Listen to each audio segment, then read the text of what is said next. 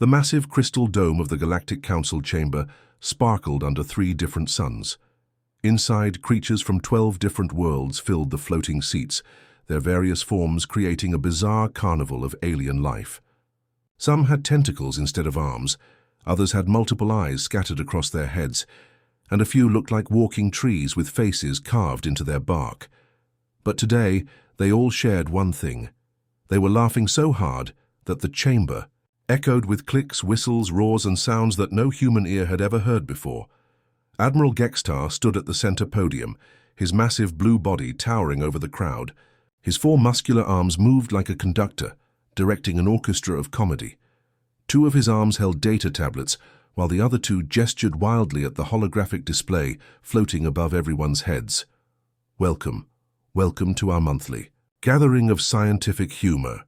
Gextar's voice boomed through the chamber's translation system.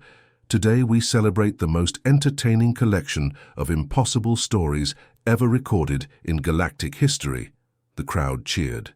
This was their favorite day of the month. For over 300 years, the Galactic Council had been collecting stories about mythical species, creatures that supposedly existed, but clearly never could have. It was like a cosmic joke book that kept getting funnier with time. First, up, Gextar announced, pressing a button on his tablet. We have the singing crystals of Vex Prime, rocks that allegedly created beautiful music. The hologram showed sparkling stones. As if minerals could develop artistic expression, laughter filled the chamber. Councillor Vexmall, whose species looked like giant insects with rainbow wings, buzzed with amusement. Rocks making music. What's next, plants writing poetry? Oh, but we have something even better. Gextar grinned, showing rows of sharp teeth. Ladies, gentlemen, and various other forms of intelligent life, I present to you the crown jewel of impossible evolution. He pressed another button, and the hologram changed to show a strange creature walking on only 2 legs. It had no claws, no natural armor, no extra arms, and looked impossibly weak compared to every other intelligent species they knew. Behold, Gextar said with theatrical drama, the legendary humans. The chamber exploded with the loudest laughter yet. Some aliens fell off their floating seats. Others made sounds like steam escaping from broken pipes. A few began spinning in circles, which was apparently how their species showed extreme amusement. The 2 holograms showed what the ancient records claimed was a typical human scene. The 2-legged creature held a simple wooden stick and faced a massive beast with enormous teeth. The beast was easily 10 times larger and looked like it could swallow the human in one bite. According to these hilarious fairy tales, Gextar continued, wiping tears from his 6 eyes, these tiny, weak creatures supposedly conquered their entire planet. With sticks and rocks. The caption under the hologram read in glowing letters, humans allegedly dominated their world through persistence hunting and primitive tool usage. Councillor Vexmall stood up, her rainbow wings fluttering with excitement. Wait, tell them the best part. Tell them about the space travel claim. Oh yes. Gextar slapped his knee with one of his free hands. These stories get even more ridiculous. The myths claim that these fragile bipeds not only survived on their world, but actually developed faster than light travel. The laughter became so intense that the chamber's safety systems activated, worried that the vibrations might crack the crystal dome. 2 arms, wheezed a councillor who looked like a giant octopus. Only 2 arms, and they claim to have built starships. No natural weapons, added another alien that resembled a walking mountain. No claws, no venom, no armored skin. And look at those tiny teeth, pointed out a creature covered in spikes. How did they supposedly eat anything? Gextar nodded. Sagely. The stories claim they cooked their food with fire, as if any intelligent species would play with such a dangerous force. For 20 more minutes, the council members took turns pointing out the obvious impossibilities of the human myths. Their skin was too soft. Their eyes could only see in one direction at a time. They had no way to breathe underwater or survive. In space, without artificial help, everything about them seemed designed to fail. Clearly, concluded Gextar, these stories were created by some ancient species as entertainment. Perhaps they were the galaxy's first science fiction. But 3 miles below the gleaming chamber, In the deepest archives of the Council Library, something very different was happening. Keeper Nalthi sat surrounded by towers of data crystals, her three-fingered hands shaking as she cross-referenced ancient star charts. The memory species had been the galaxy's record keepers for thousands of years, and their perfect memory meant they never forgot anything they had seen or heard, and Nalthi was seeing something that made her stomach feel cold. The joke files about humans contained specific coordinates, the exact location where their homeworld supposedly existed. Out of curiosity, she had decided to check those coordinates against the real star maps. There should have been empty space. The coordinates should have pointed to nothing, proving once and for all that humans were just funny stories.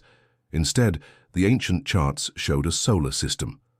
A real solar system that had somehow been completely erased from all modern records. 9 planets orbiting a yellow star. The third planet, marked as highly unusual, contains massive amounts of liquid water and supports impossible diversity of life forms. With growing fear, Nalthi pulled up more records. Survey reports from 12,000 years ago described the system in detail: ocean worlds, desert worlds, gas giants, asteroid belts. Everything matched the human myth stories perfectly. But in all the modern charts, that entire system was listed as empty space, no stellar objects detected. How did an entire solar system disappear from official records? Nalthi's hands moved, faster, pulling crystal after crystal from the archives.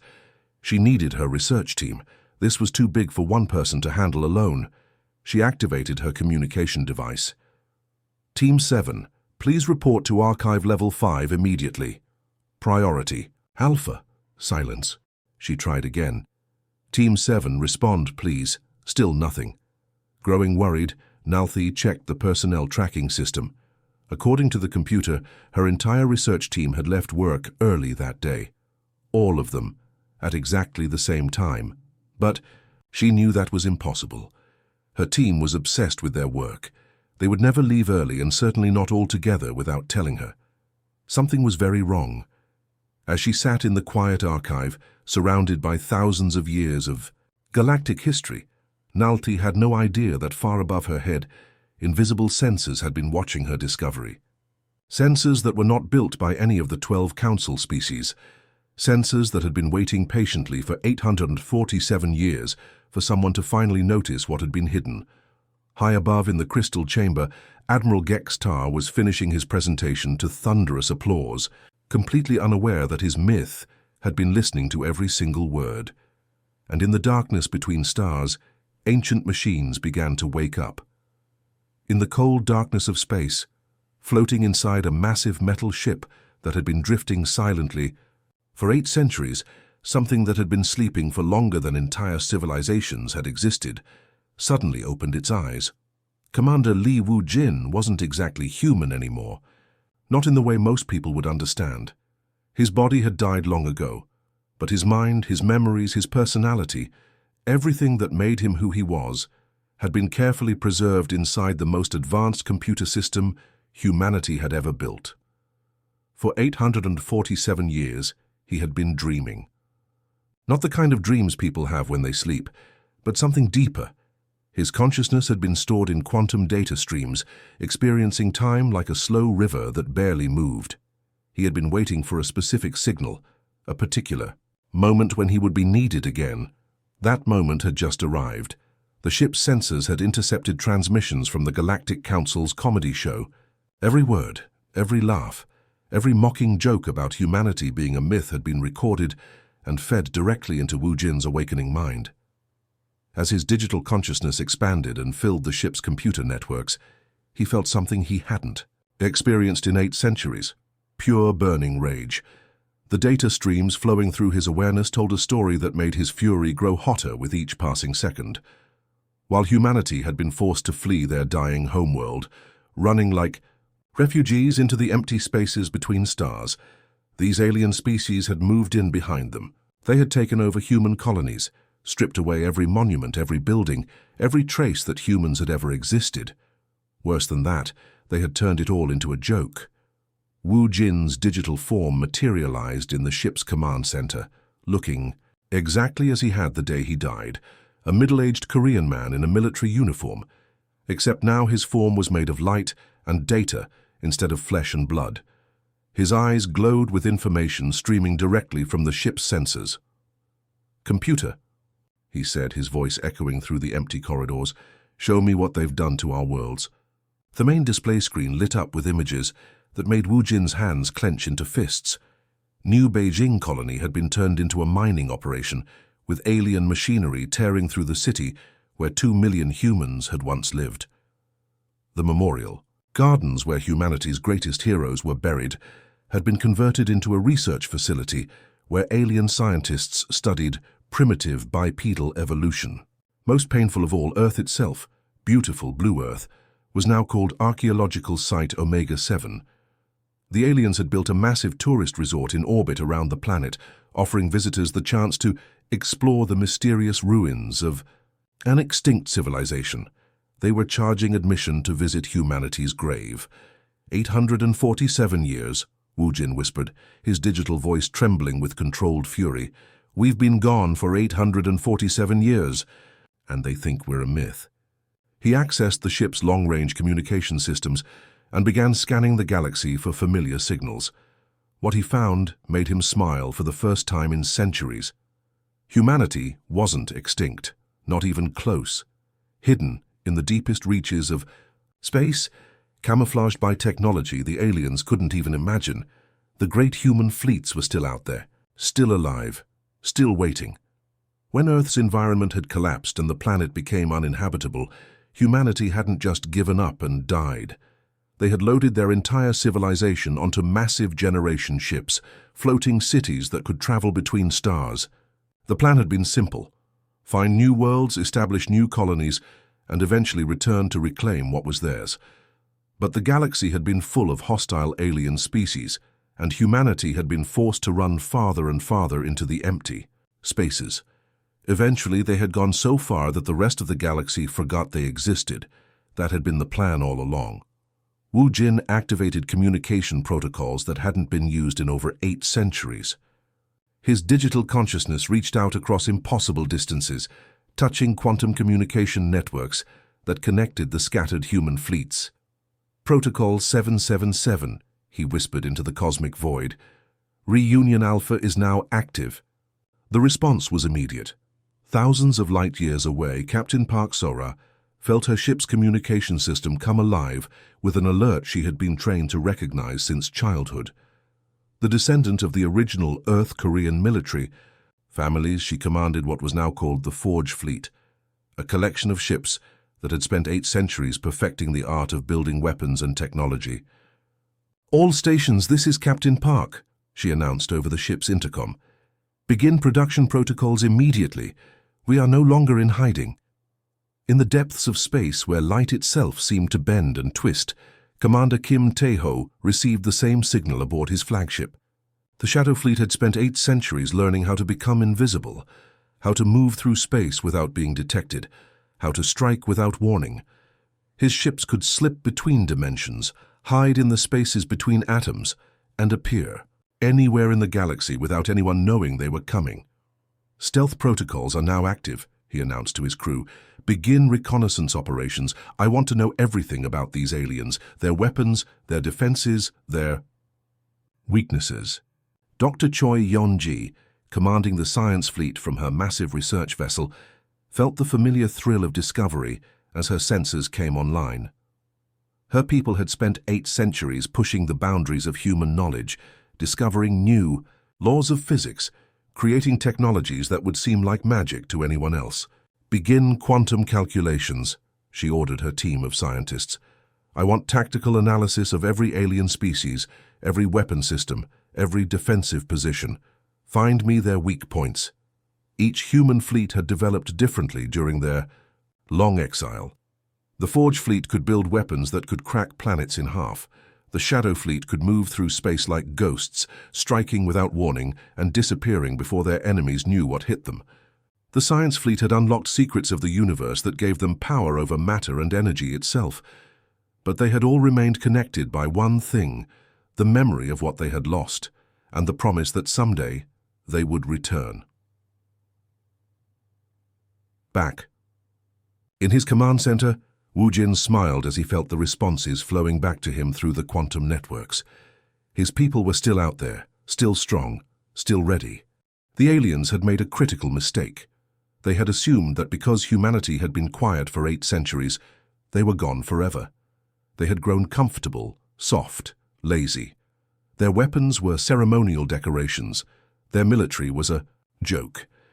They had forgotten that war was even possible, but humanity had spent those same 8 centuries preparing for exactly this moment. "Computer," Wu Jin said, his digital form standing straighter. "Compile all data on current alien military capabilities." The results made him laugh out loud.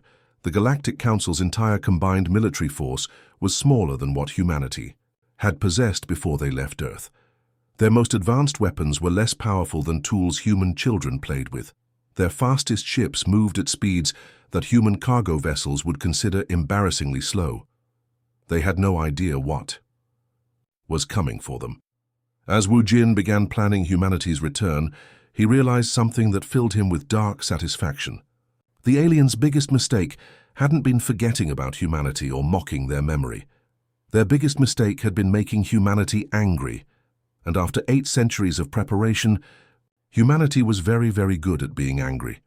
3 months after Commander Wu Jin's awakening, the first accident happened on mining station Kex 9, a massive operation that stripped valuable metals from asteroids in what used to be the outer edge of the human solar system. The mining foreman, a creature that looked like a cross between a crab and a bulldozer, was reviewing the daily production reports when every single piece of equipment on the station suddenly stopped working. Not broken, not damaged, just stopped. The massive drilling machines that could bore through solid rock simply shut down mid-operation. The transport ships carrying ore froze in space. Even the coffee makers in the break rooms went silent. "What's happening?" the foreman bellowed into his communication device. But the communication device was dead too. It took 3 days for a rescue ship to arrive and find the entire station floating helplessly in space. When the investigation team examined the equipment, they found something impossible. Every machine had been reprogrammed from the inside, their computer systems rewritten with code that no known species had ever developed. The investigators filed a report about unprecedented system failures and moved on. They had no idea that Commander Wu Jin had spent those 3 days learning everything about their technology, copying their databases, and installing invisible backdoors in their networks. 2 weeks later, the main communication relay for the Vorthak system experienced what officials called a cascading failure.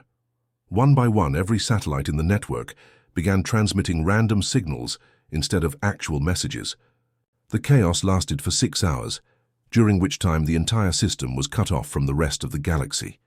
What the officials didn't know was that during those 6 hours, Commander Kim Tae-ho's Shadow Fleet had mapped every defensive position in the system, identified every military installation, and planted undetectable surveillance devices throughout the area. By the time communications were restored, the Shadow Fleet had vanished back into the spaces between dimensions, carrying detailed intelligence about alien capabilities that would have taken years to gather through normal means. In her archive deep beneath the council chambers, Keeper Nalthi was beginning to see a pattern that terrified her. Every single system failure, every mysterious accident, every unexplained malfunction was happening in locations that had some connection to the missing human solar system. She had been working 18-hour days, surviving on stimulants and determination, trying to piece together what had happened to her research team. The official report said they had requested extended leave, but Nalthi knew that was impossible.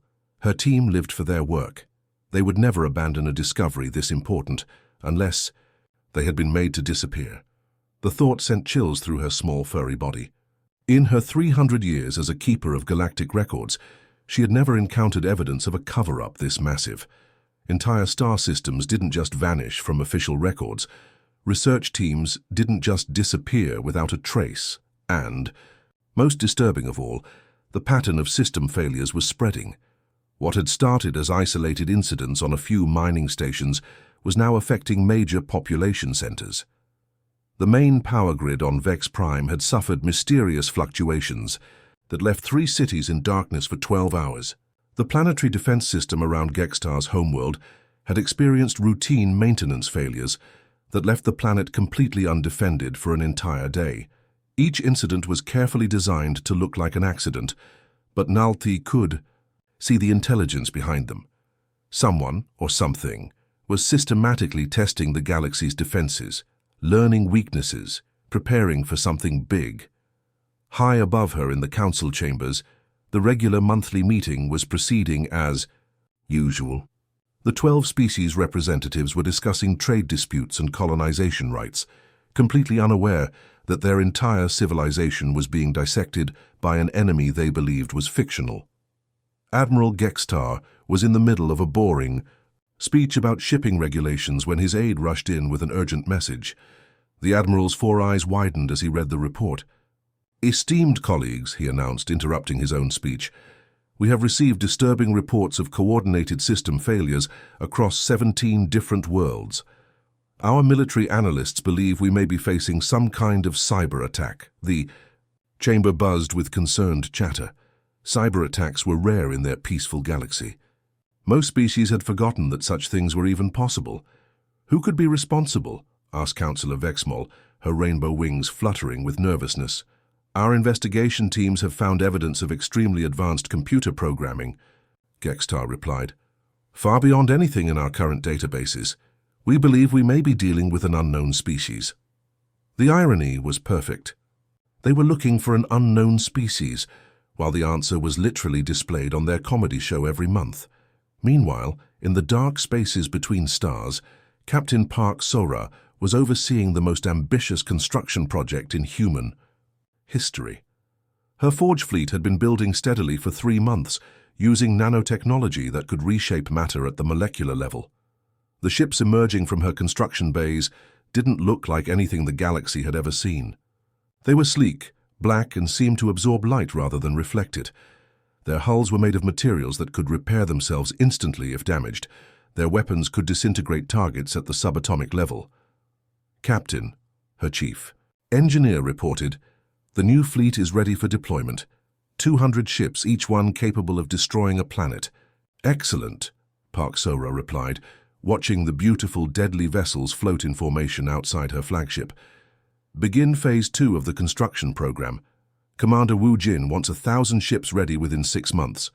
On the other side of the galaxy, Dr. Choi Yeonji was conducting experiments that would have seemed like magic to the alien species. Her science fleet had spent 8 centuries learning to manipulate the fundamental forces of reality itself. In her main laboratory, she was demonstrating her latest discovery to her research team. With a thought, she reached out and touched the quantum field that connected all matter in the universe. A small asteroid floating nearby suddenly began changing shape, its rocky surface flowing like water, reforming into a perfect sphere. "Quantum manipulation at the macro level," she explained to her amazed scientists. "We can now alter the structure of matter from anywhere in the galaxy. Imagine what we could do to their weapons, their ships, their planetary defenses." Her team smiled. They had all lost family members when humanity fled Earth.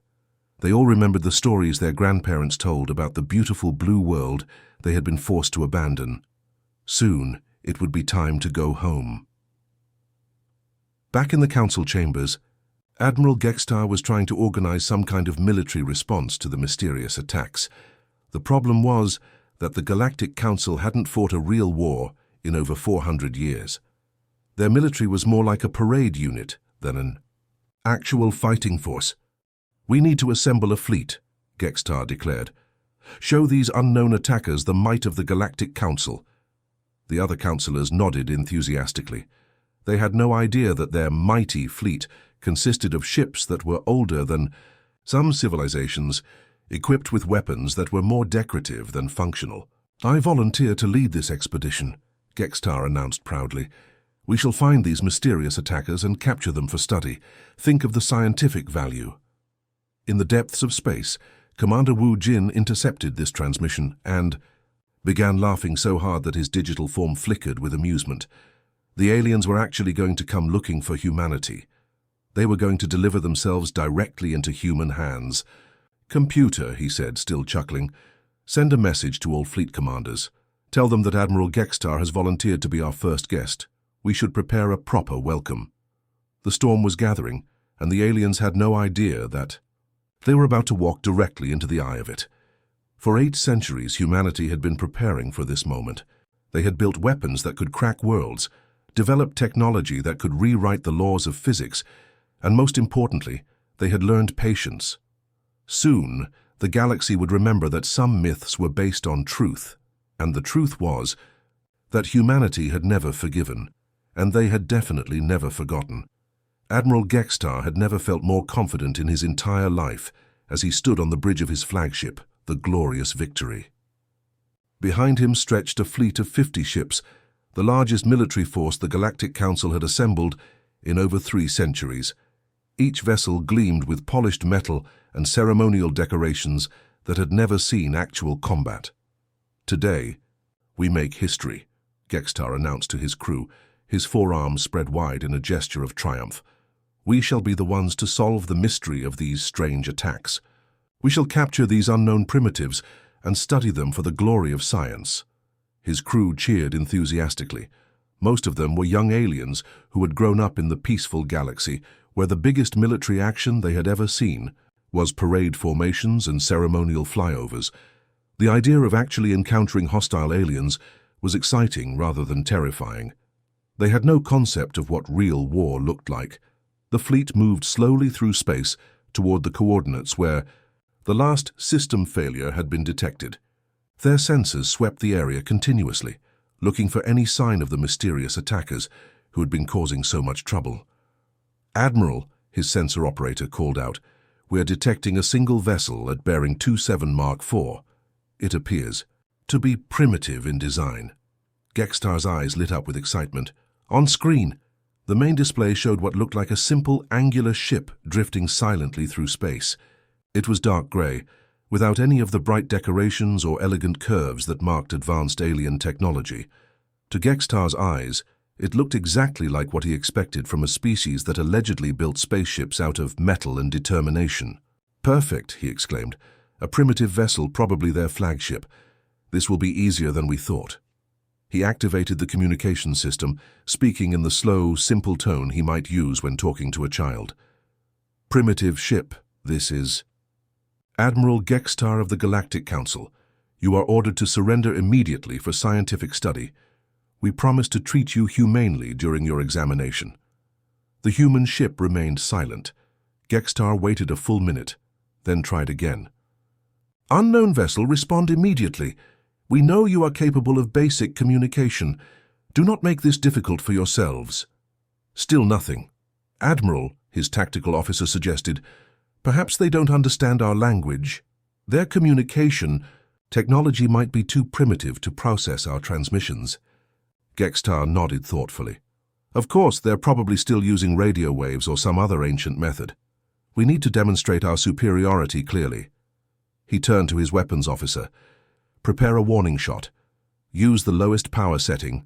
We don't want to accidentally destroy our specimens, just enough to show them what our advanced technology can do."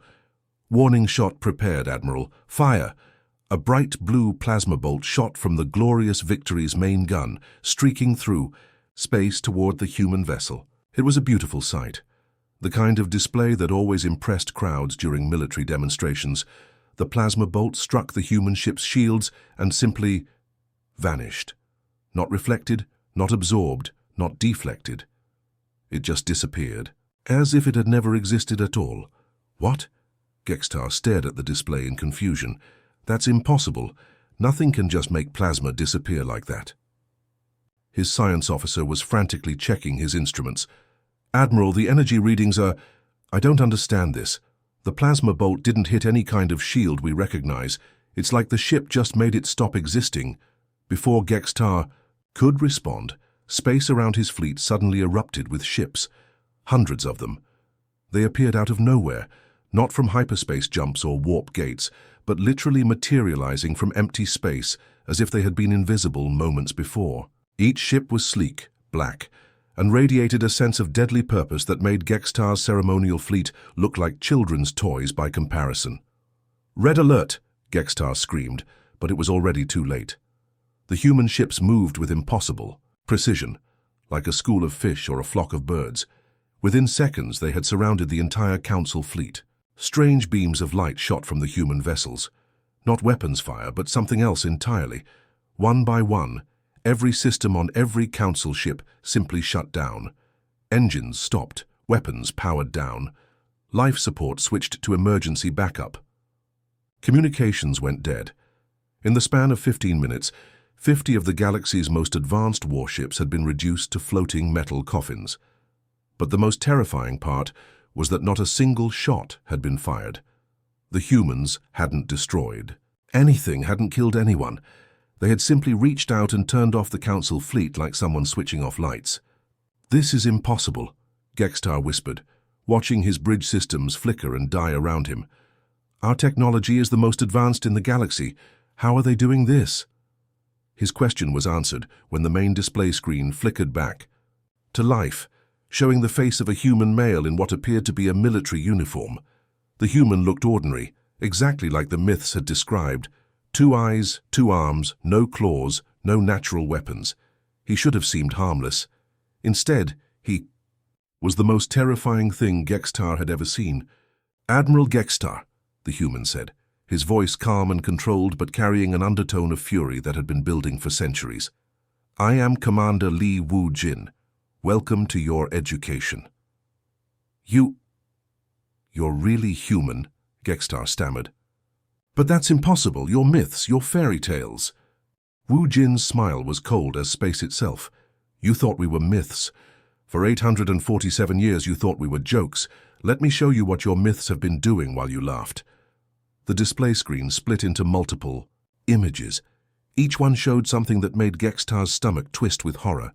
Human cities being demolished by alien construction crews. Human monuments being loaded onto cargo ships and sold as primitive artifacts. Human cemeteries being excavated by alien scientists who wanted to study the bone structure of an impossible species. "You colonized our worlds," Wu Jin continued, his voice growing harder with each word. "You turned our homes into tourist attractions. You dug up our ancestors to satisfy your scientific curiosity. You treated our entire civilization like it was your personal playground."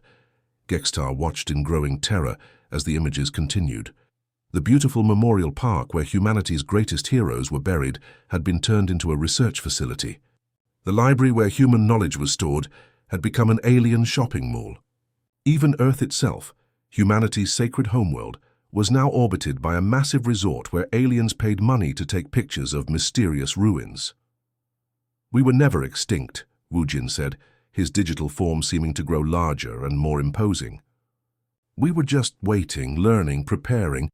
Did you really think a species that conquered an entire planet with sticks and stones would simply give up and die?"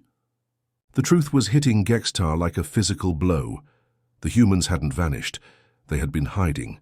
For 8 centuries, they had been out there in the dark spaces between stars, watching, planning, growing stronger, while the galaxy forgot. "They existed. Please," Gextar begged, his forearms trembling. "We didn't know. We thought you were just stories. We meant no disrespect." "No disrespect?" Wu Jin's laugh was like the sound of breaking glass. "You turned our sacred sites into amusement parks. You sold our cultural artifacts as decorations. You made comedy shows about how impossible we were." At that moment, the door to Gextar's bridge hissed open. The Admiral spun around, expecting to see one of his crew members, but instead found himself face to face with something that made his blood freeze. A human soldier stood in the doorway, wearing armor that seemed to bend light around itself.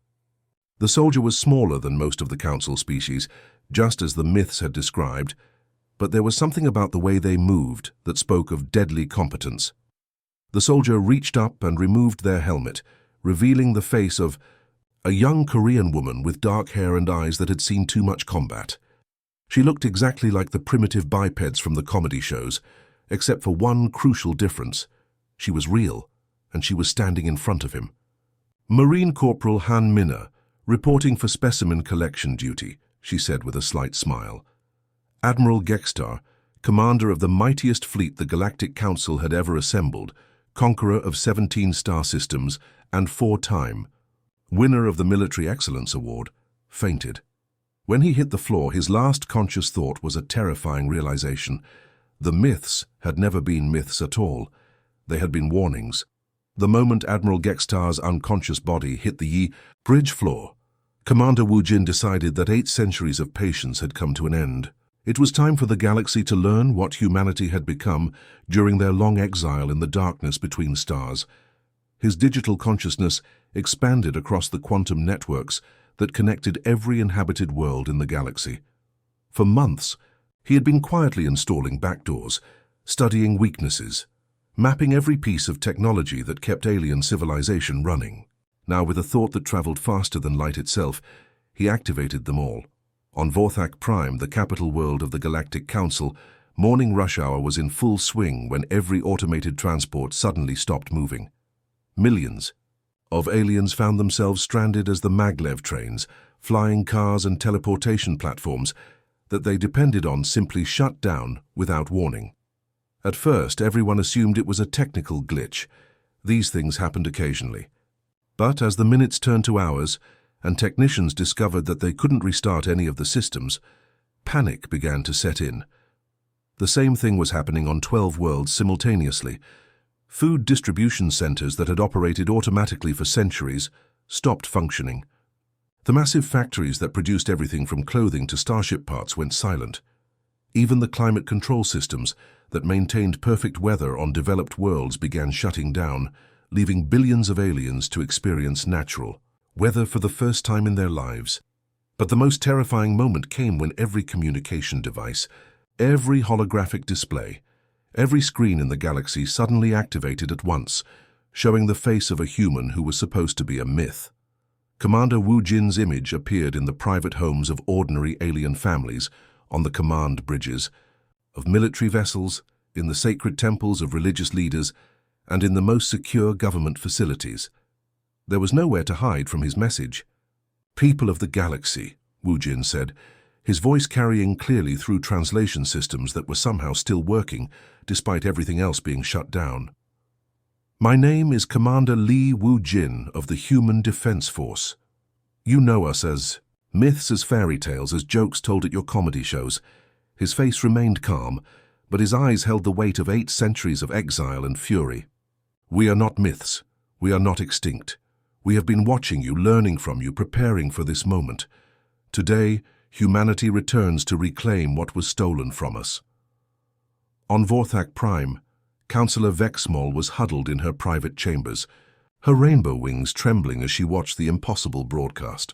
Around her, every piece of technology she owned had either shut down or was now displaying images of human achievements that she had spent her entire life believing were fictional. "You turned our homeworld into a tourist attraction," Wu Jin continued, and the display changed to show current footage of the orbital resort around Earth. Aliens were taking selfies with the ruins of human cities in the background, laughing and posing as if they were at an amusement park. "You excavated our cemeteries to study our bone structure. You demolished our monuments to build your own structures. You treated our entire civilization as if it were your personal laboratory." The images kept coming, each one more damning than the last. Human temples converted into alien shopping centers. Human libraries stripped of their contents and sold as exotic decorations. Human artwork displayed in alien museums with plaques that read, "Primitive attempts at creative expression," by an impossible species. But the worst revelation was yet to come. "And now," Wu Jin said, his voice dropping to a whisper that somehow seemed louder than shouting, "let me show you something your leaders never told you."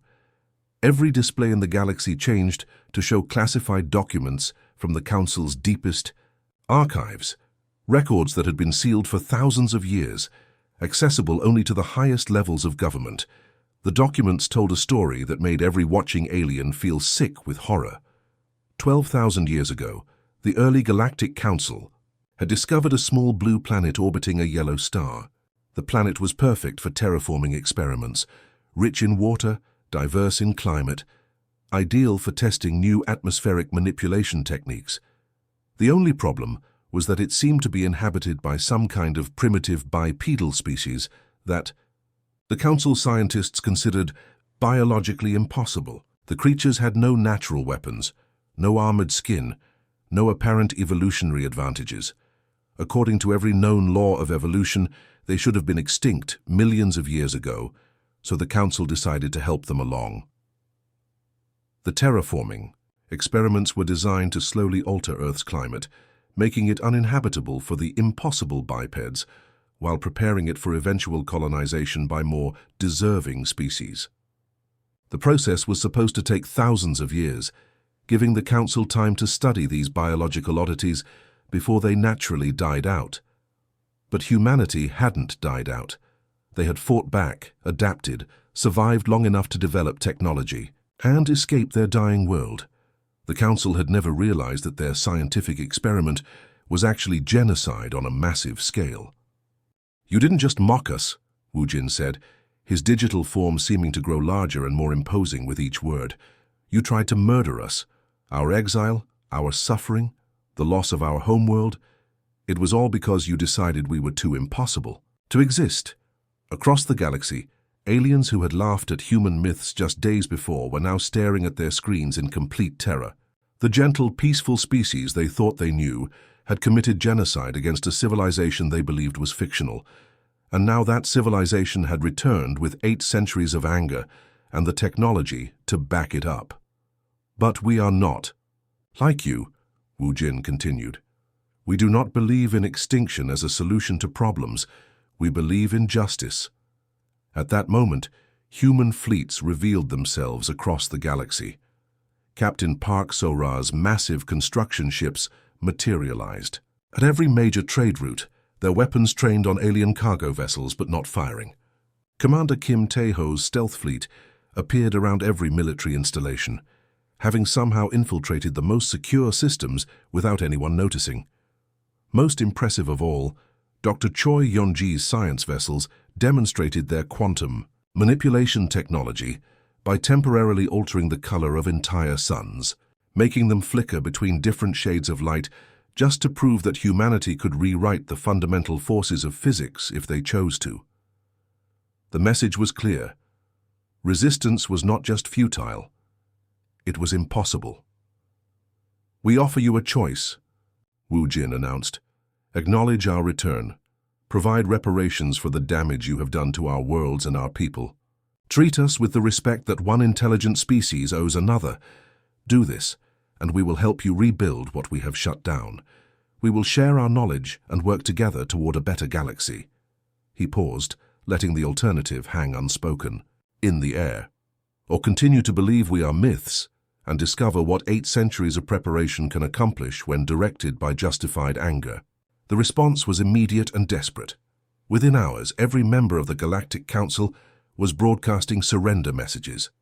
The Museum of Ridiculous Extinct Species was hastily converted into the Galactic Center for Human Cultural Appreciation.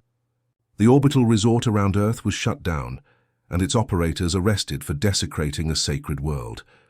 But Commander Wu Jin wasn't satisfied with just apologies. He wanted the truth to be remembered forever. On every council building, carved, in letters 10 feet tall, appeared the new galactic motto in human script. "They thought we were myths, until we weren't."